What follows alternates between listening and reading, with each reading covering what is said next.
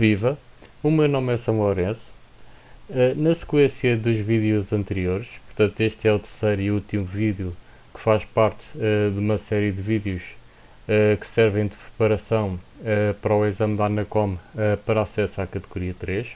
Portanto, eu nos dois vídeos anteriores resolvi as questões 1 a 60 e neste vídeo então vou resolver as questões 61 a 90.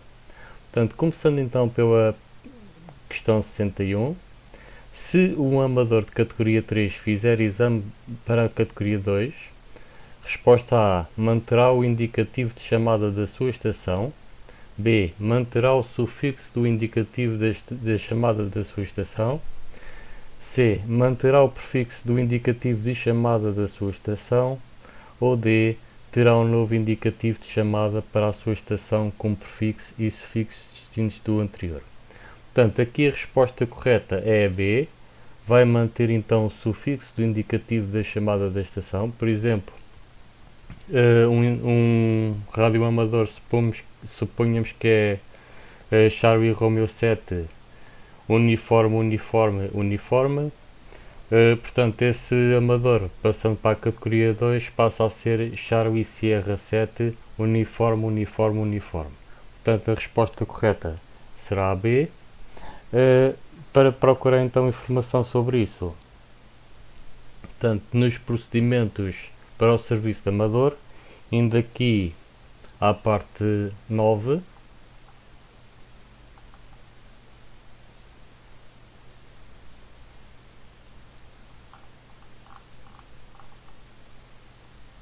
portanto, a parte 9, no ponto 10, diz o seguinte: a alteração de categoria de um amador impõe a alteração do prefixo do IC da respectiva estação de amador principal e, se aplicável, do da estação de amador adicional, mantendo-se o sufixo. Então, basicamente, isto quer dizer que a resposta a 61, visto que manterá o sufixo, é B. Pergunta número 62. Os planos de frequências da IARU A. Deverão ser sempre utilizados desde que não coidam com disposições nacionais. B. Deverão ser respeitados sem restrições. C. Constituem apenas uma referência, não sendo obrigatória a sua utilização. D. Estão em cair em desuso, tendo em conta a evolução das radiocomunicações. Portanto, aqui a resposta correta é a A. Deverão ser sempre utilizados desde que não coidam com disposições nacionais. Portanto, e se formos consultar então aqui o Quadro Nacional de Atribuição de Frequências, ou CNAF, portanto eu vou consultar aqui a versão 2, de 2010-2011. Portanto, indo aqui ao anexo 6, portanto tem aqui uma chamada de atenção, a linha I, e o que é que diz a linha I? Diz o seguinte: os modos de emissão e as larguras de faixa utilizadas deverão seguir o recomendado pela IARU em tudo o que não prejudique a legislação aplicável e, em particular, os planos de frequência para determinadas faixas definidos e publicados pelo ICP ANACOM. Portanto, basicamente o que isto diz é que a resposta correta a 62 será então a A. Adicionalmente, esta informação está no site do radioamador.online. Portanto, indo aqui a matérias de exame, planos de faixas da IARU. Portanto, e diz o seguinte aqui: estes planos devem ser sempre utilizados desde que não coidam com disposições nacionais. Portanto, a resposta correta a 62 é então a A. Pergunta 63. Qual das seguintes faixas de VHF em Portugal tem em Portugal os limites preconizados pela IARU? Resposta A: 70,157 a 70,2875 MHz. Resposta B: 50 a 50,5 MHz. Resposta C: 144 a 146 MHz. E resposta D: nenhuma delas.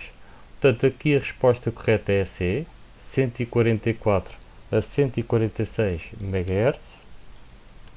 Portanto, indo aqui então novamente ao site do radioamador.online, nós temos aqui esta informação. Portanto, a única faixa de amador em VHF cujos limites de frequência são coincidentes com os utilizados em Portugal é a faixa dos 144 a 146 MHz. Pergunta 64. Qual é a base da elaboração dos planos da IARU? Resposta A. O Regulamento das Radiocomunicações da UIT. Resposta B. As decisões da União Europeia. Resposta C. As recomendações da ARRL. Resposta D. Um trabalho realizado em 1995 por amadores num grupo de trabalho de gestão de frequências. Portanto, aqui a resposta a 64, a resposta correta é a o Regulamento das Radiocomunicações da UIT. Portanto, indo novamente ao site do radioamador.online, portanto, na secção dos planos de faixas de frequências da IARU, temos novamente essa informação. Portanto, estes planos foram elaborados com base no regulamento de radiocomunicações da UIT. Portanto, a resposta correta a 64 é então a A. Pergunta 65. As siglas RV e RU utilizadas em Portugal de acordo com as recomendações da IARU. Resposta A. Designam indicativos de chamada de estações repetidoras em VHF e UHF. B. São parte da designação dos canais que podem ser consignados a estações repetidoras em VHF e UHF. C. Designam parte de prefixos de indicativos de chamada que podem ser consignados às estações de amador. E D. São parte dos sufixos de indicativos de chamada que podem ser consignados às estações de amador. Portanto, isto não faz parte dos indicativos de chamada, não faz parte dos ICs. Portanto, o RV e o RU são parte da designação dos canais que podem ser consignados às estações repetidoras em VHF e UHF. Portanto, a pergunta 65 tem a resposta correta na B. Portanto, essa informação, mais uma vez, pode ser encontrada no site do radioamador.online, que diz o seguinte acerca disso: as siglas RV e RU são utilizadas para designar parte da numeração dos canais que podem ser consignados a repetidores de fonia em VHF e UHF, respectivamente.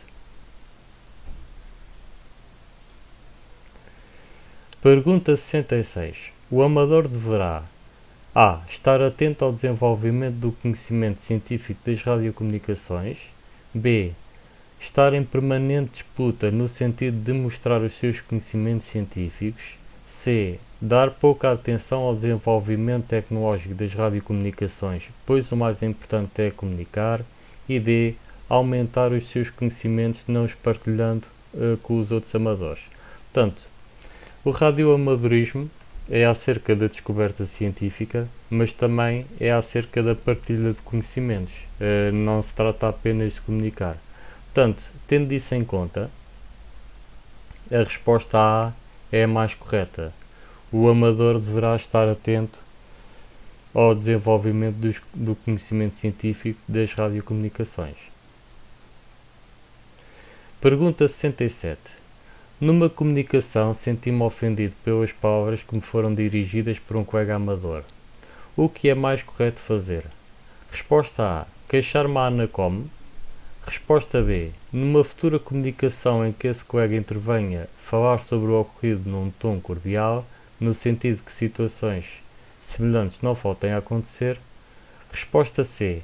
Queixar-me a uma força policial. Ou resposta D. Não ligar. Portanto, aqui a resposta correta é a B. Portanto, numa futura comunicação em que esse colega intervenha, falar sobre o ocorrido num tom cordial, no sentido em que situações semelhantes não voltem a acontecer. Pergunta 68. Constitui a obrigação ética do amador A. Falar muito rapidamente. B. Emitir em telegrafia de forma rápida. C. Receber eficientemente as emissões em telegrafia. D. Transmitir lenta e pacientemente quando solicitado. Portanto, a resposta correta é a D, transmitir lenta e pacientemente quando solicitado. 69. Antes de fazer uma chamada geral a todas as estações, o amador deverá certificar-se que A. Tem autorização de outros amadores para o fazer. B. A frequência em que vai operar está livre. C. Tem autorização da Anacom para o fazer. E D. Existem pelo menos 2 canais adjacentes sem qualquer comunicação. Portanto, devo dizer que nem todas as bandas têm o conceito de canais. Isso é mais aplicável ao VHF e o HF. Portanto, o HF não tem esse conceito. Portanto, a D está errada. A C seria um bocadinho despropositado, também está errada. E também não tem que ter autorização de outros amadores para o fazer. Portanto, só se tem que certificar que de facto a frequência em que vai operar está livre. Portanto, a resposta correta ao 69 é a B, a frequência em que vai operar está livre. Pergunta 60. Um amador deverá sempre A. Proceder às suas emissões mesmo que interrompendo outros. B. Responder quando o provocam. C. Cumprir a regulamentação aplicável. E D. Emitir nas frequências de amador, excepto se a sua estação puder emitir nas frequências de outros serviços. Portanto, aqui um amador deverá sempre, portanto aqui palavras-chave, deverá sempre cumprir a regulamentação aplicável. Portanto, isso é essencial. Portanto, a resposta correta a 70 é a C. Pergunta 71. Se ouvir o indicativo de uma estação seguido por /M, o que posso concluir? A. Que a emissão é proveniente de uma estação móvel. B. Que a emissão é proveniente de uma estação portátil. C. Que a emissão é proveniente de uma estação fixa principal. D. Que a emissão é proveniente de uma estação fixa adicional. Portanto, a resposta correta é a A. A emissão é proveniente de uma estação móvel. Portanto, se fosse portátil, seria /P.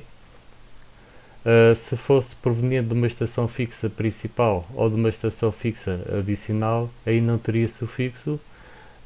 Basicamente, o operador utilizaria o indicativo de chamada dessas estações. Portanto, esta resposta pode ser encontrada nos procedimentos para o serviço de amador. Portanto, indo aqui à parte 9.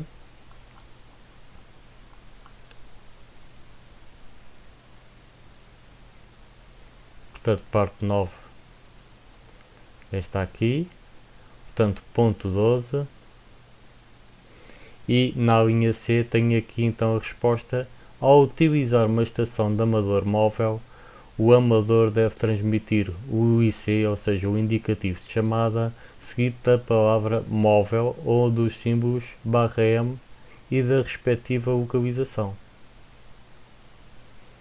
Portanto, se fosse portátil seria /P e teria que também dar a localização. Então isto quer dizer que a resposta a 71, a resposta correta é a A. 72. Uma estação repetidora em Portugal continental, área geográfica POR, tem o prefixo A.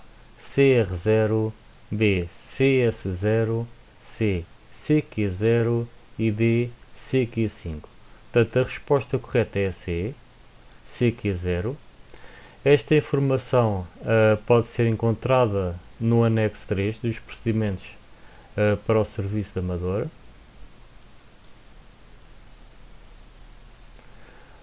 Portanto, e aqui em relação aos repetidores, portanto, os repetidores é sempre um CQ. Portanto, e na área geográfica de Portugal, o repetidor terá então o prefixo CQ0. Se for nos Açores, terá o prefixo CQ1 e na Madeira terá o prefixo CQ2. Portanto, a resposta correta então a 72 será a C, CQ0. Pergunta 73.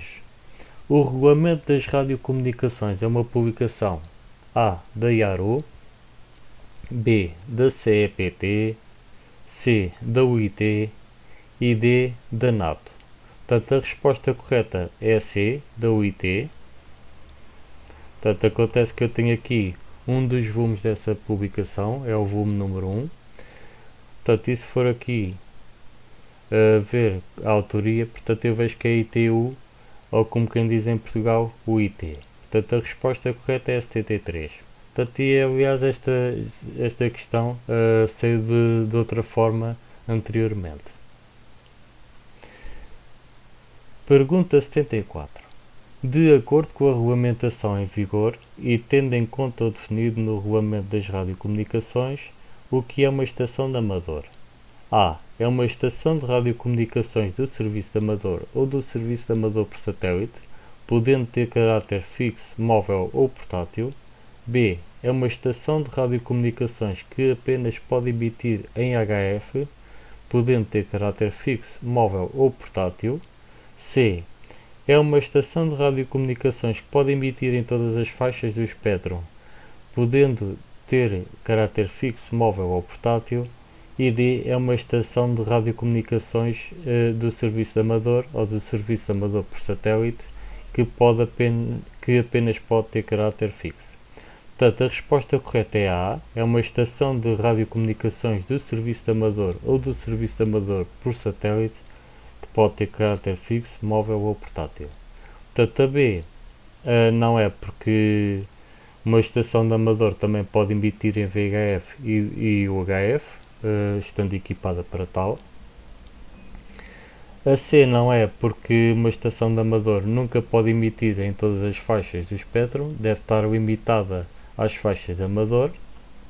E a resposta D não está correta, porque a estação pode ter caráter móvel ou portátil, para além de ter caráter fixo. Pergunta 75. De acordo com o definido no artigo 25 do Regulamento das Radiocomunicações da UIT, quem deverá verificar se uma pessoa tem as qualificações técnicas e operacionais necessárias para operar uma estação de amador? A. A própria UIT. B. A CEPT ou a UE. C. A IARU, no caso de Portugal e de outros países da mesma região. E D. A administração do país em causa. Portanto, a resposta correta é D. A administração do país em causa. Portanto, vou aqui ao regulamento das radiocomunicações. Portanto, se eu for aqui ao capítulo 6º,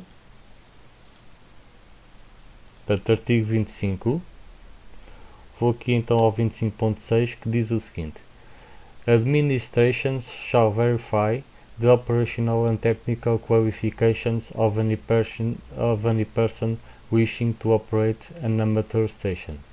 Guidance for standards of competence may be found in the most recent version of the recommendation ETUR M1544. Portanto, isto basicamente diz que as administrações devem verificar portanto, as qualificações operacionais e técnicas de qualquer pessoa que deseje operar uma estação de amador. Portanto, aqui a resposta correta a 75 é então a D. Pergunta 76. De acordo com o Regulamento das Radiocomunicações e para efeitos de atribuição das frequências a serviço de radiocomunicações, em que região se situa Portugal? A. Região 1, B. Região 2, C. Região A e D. Região P. Portanto, é a região 1, resposta A. Portanto, esta informação pode ser encontrada no site do radioamador.online. Portanto, indo aqui a matérias de exame, regulamento UIT, diz então que a UIT define o mundo em 3 regiões. Portanto, a região 1 é a África, Europa, países da ex-União Soviética, Médio Oriente, excluindo o Irão e Mongólia. Portanto, e basicamente Portugal pertence a esta região. Pergunta 77. De acordo com o definido no Regulamento das Radiocomunicações da UIT, que estatutos podem ter o serviço de amador e o serviço de amador por satélite no que respeita à atribuição de frequências? A. Estatuto primário, secundário ou permitido. B. Estatuto primário ou permitido. C. Estatuto secundário ou permitido. E D. Estatuto primário ou secundário. Portanto, a resposta correta é a D. Só existem dois estatutos, Estatuto primário e Estatuto secundário. Portanto, novamente, essa informação está no site do radioamador.online.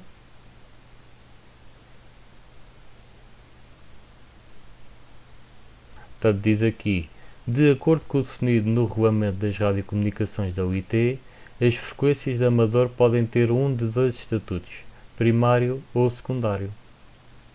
Portanto, a resposta correta à 77 é então a D.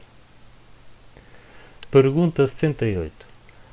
Qual das seguintes frases está incorreta? Nas faixas em que os serviços de amador ou de amador por satélite têm estatuto secundário, as estações de amador não deverão provocar interferências nos serviços com estatuto primário. B. Nas faixas em que os serviços de amador ou de amador por satélite têm estatuto secundário, as estações de amador poderão provocar interferências prejudiciais nos serviços com estatuto primário. C. Nas faixas em que os serviços de amador ou de amador por satélite têm estatuto secundário, as estações de amador não poderão reclamar proteção de interferências causadas por estações de serviços com estatuto primário. E D.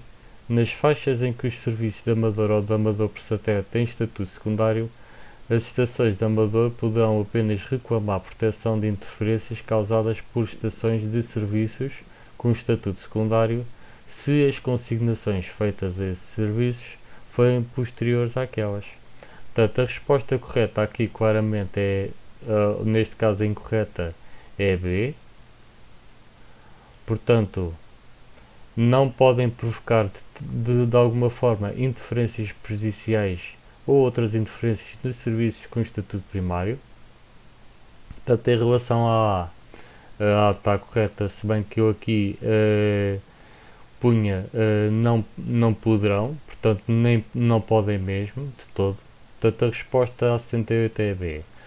Para ver essa informação, portanto, novamente no quadro nacional de atribuição de frequências,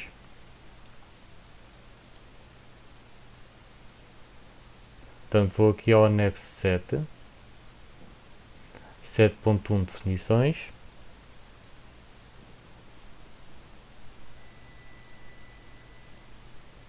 Portanto, e diz aqui atribuição secundária de uma faixa de frequências. Portanto, os serviços que na tabela de atribuição de frequências não estão em letra maiúscula têm estatuto secundário. Uma estação de um serviço secundário não pode causar interferência prejudicial a estações de um serviço primário com frequências já consignadas ou que venham a ser consignadas posteriormente.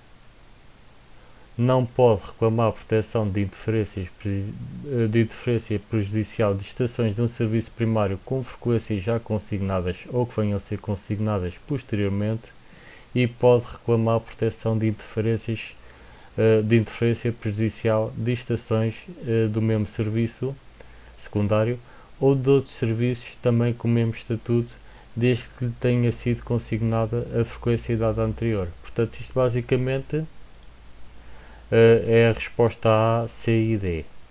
Portanto, a resposta B é que não consta e é que está incorreta.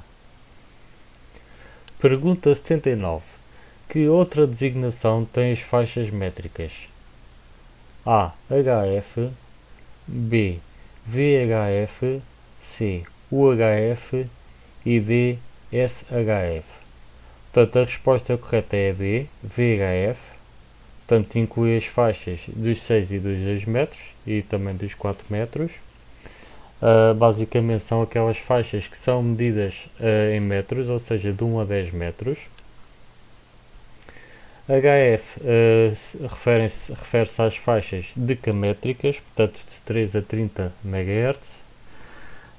UHF refere-se às faixas decimétricas, de 300 MHz a 3 GB. E a D, o SHF, refere-se às faixas centimétricas, que são de 3 a 30 GB. Esta informação está disponível no site da ITU, portanto a recomendação V431-8. Portanto, esta recomendação tem aqui uma tabela que sumariza a nomenclatura das bandas.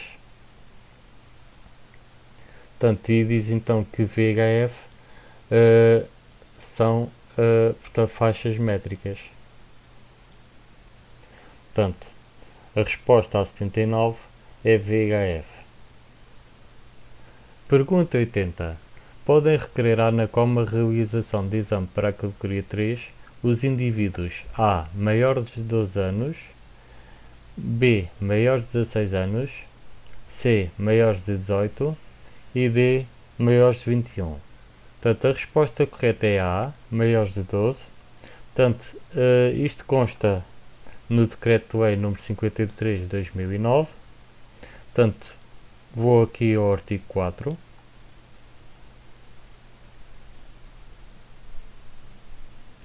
E diz então aqui no número 1, podem recorrer ao ICP ANACOM a realização de exame de aptidão de amador os indivíduos: a linha A, maiores de 12 anos, nacionais de Estados-membros da União Europeia, ou B, maiores de 12 anos, nacionais de outros Estados, desde que possuam autorização de residência em território nacional. Portanto, em todo o caso, são sempre maiores de 12 anos.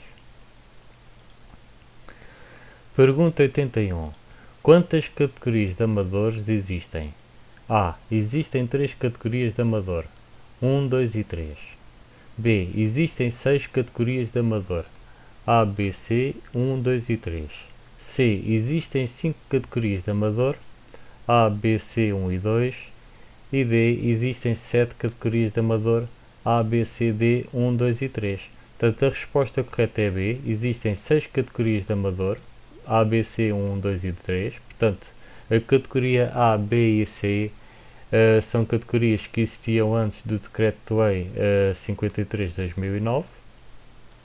Essa informação está disponível no artigo 5 do mesmo Decreto-Lei. Portanto, artigo 5, número 1. Existem 6 categorias de amador, 1, 2, 3, A, B e C, correspondendo às 3 primeiras, 1, 2 e 3, à classificação dos amadores após exame de aptidão realizado ao abrigo do presente Decreto-Lei e dos procedimentos nele previstos, e as outras 3, A, B e C, às categorias já existentes que se mantêm. Pergunta 82. Para além do reconhecimento de títulos habilitantes válidos emitidos por outras administrações, como é feito o acesso à categoria 1? A. Mediante exame, ao qual podem candidatar-se amadores de 18 anos com pelo menos 5 anos de permanência na categoria 2. B. Mediante exame, ao qual podem candidatar-se amadores que tenham o tempo mínimo de permanência na categoria 2 e os amadores das categorias A e B. C. Mediante exame, ao qual podem candidatar-se amadores das categorias 2 e 3. E D. Mediante exame, ao qual podem candidatar-se amadores das categorias 2, 3, B ou C. Portanto, a resposta correta é B. Mediante exame, ao qual podem candidatar-se amadores que tenham o tempo mínimo de permanência na categoria 2 e os amadores das categorias A e B. Portanto, esta informação novamente encontra-se no Decreto-Lei 53 de 2009, artigo 5º, portanto este artigo está aqui. Na linha 4 diz o seguinte: sem prejuízo do disposto nos números 8 e 9 do artigo 6º, o acesso à categoria 1 é feito mediante A. Aprovação no exame respectivo, ao qual podem candidatar-se os amadores com pelo menos um ano de permanência na categoria 2 e os amadores das categorias A e B. Portanto, sendo que a resposta correta então é esta, é a B. Pergunta 83. Qual a validade do certificado de amador nacional? A. 1 ano. B. 5 anos. C. 10 anos. E D. 20 anos. Portanto, a resposta correta é C, 10 anos. Esta informação pode ser encontrada no Decreto-Lei 53 de 2009, indo aqui ao artigo 6º. Número 3. Os CAN são válidos por um período de 10 anos, independentemente da alteração de categoria durante esse período, e são renováveis automaticamente por igual período, salvo comunicação escrita do respectivo titular efetuada até 30 dias antes do termo da respectiva validade, ou o titular se encontra em falta de pagamento da taxa anual nos termos da linha A do número 7. Portanto, a resposta ao 83 é então a C. Pergunta 84. Ao abrigo da atual regulamentação, quem tem direito a certificado AREC após aproveitamento em exame? A. Os amadores da categoria 1. B. Os amadores da categoria 2. C. Os amadores da categoria 3. E D. Todos os amadores. Portanto, a resposta correta aqui é A. Os amadores da categoria 1. Portanto, isto pode ser encontrado no artigo 7º. Portanto, e logo no ponto 1, diz o seguinte: após aproveitamento em exame de aptidão de amador para a categoria 1, o ICP ANACOM atribui o respectivo certificado AREC em conformidade com a regulamentação aplicável da CEPT, sem quaisquer encargos para os amadores. Portanto, a resposta correta a 84 é então a A, os amadores da categoria 1. Pergunta 85. O funcionamento das estações de uso comum necessita de licença? A. Sim, necessita. B.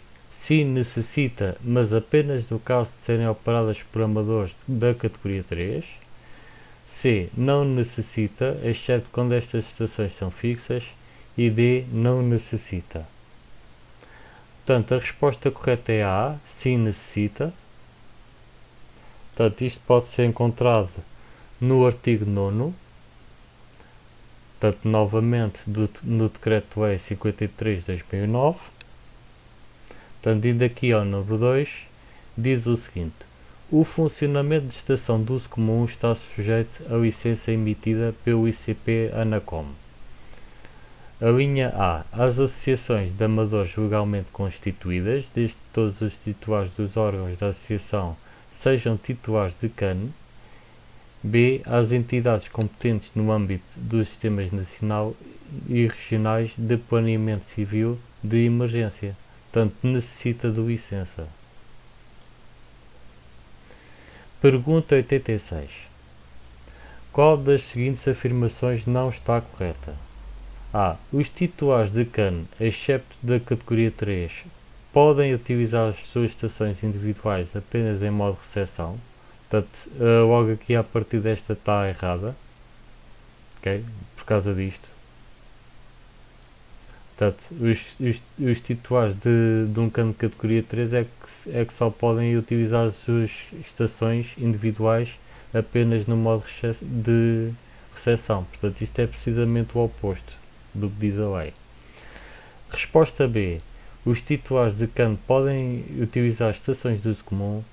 C. Os titulares de CAN podem utilizar, de acordo com a sua categoria, estações individuais de outros amadores, com exceção das estações dos amadores da categoria 3. E D.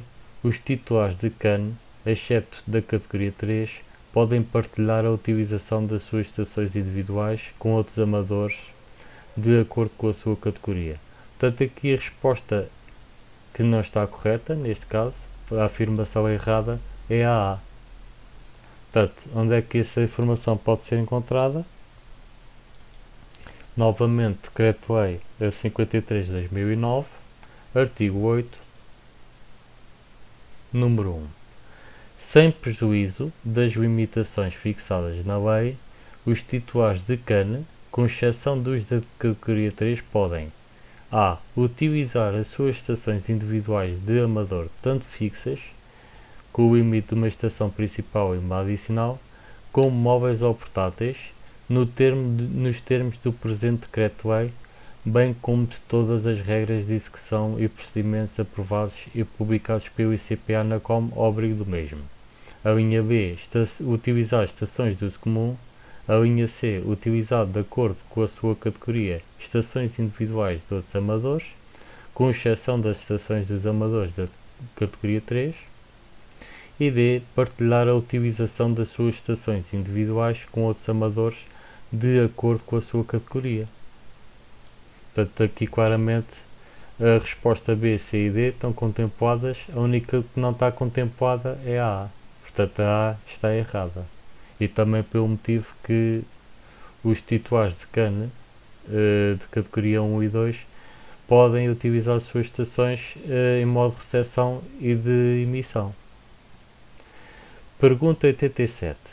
Quantas estações móveis e estações portáteis podem ser utilizadas ao abrigo de um CAN? A. Apenas uma estação móvel e outra estação portátil. B. Duas estações móveis e duas estações portáteis. C. Três estações móveis e uma estação portátil. D. As que pretenderem, dado não haver limite para o número de estações móveis ou portáteis. Portanto, a resposta correta é a D. A lei não impõe nenhum limite em termos de números de estações móveis ou portáteis, até porque o indicativo, quando se utiliza uma estação móvel ou uma estação portátil, é semelhante ao indicativo da estação fixa principal, mas deve levar o /M ou /P, portanto, consoante o caso. Portanto, se for móvel, leva /M, se for portátil, leva /P. Esta informação pode ser encontrada indiretamente no artigo 16º. Portanto, digo indiretamente porque não é muito óbvio, mas é preciso fazer aqui uma interpretação da lei. Portanto, no número 2 diz: o IC consignado à estação fixa principal é comum às estações móveis e portáteis. Portanto, isto pode-se inferir daqui que não existe nenhum limite em termos de número de estações móveis e portáteis, porque o indicativo é comum à estação fixa principal. Pergunta 88. Posso utilizar estações a bordo de aeronaves? A resposta A, não. Resposta B, sim. Resposta C, sim se for amador de categoria 1. Resposta D, sim se tiver autorização da entidade competente. Portanto, a resposta correta é D, sim se tiver autorização da entidade competente. Portanto, novamente indo aqui ao Decreto-Lei 53 de 2009, artigo 12º,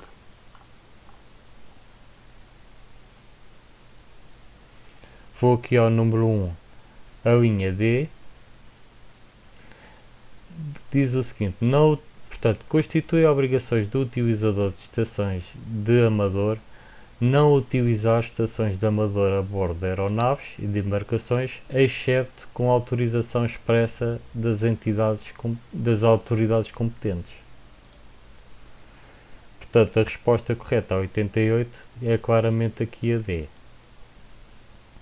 89.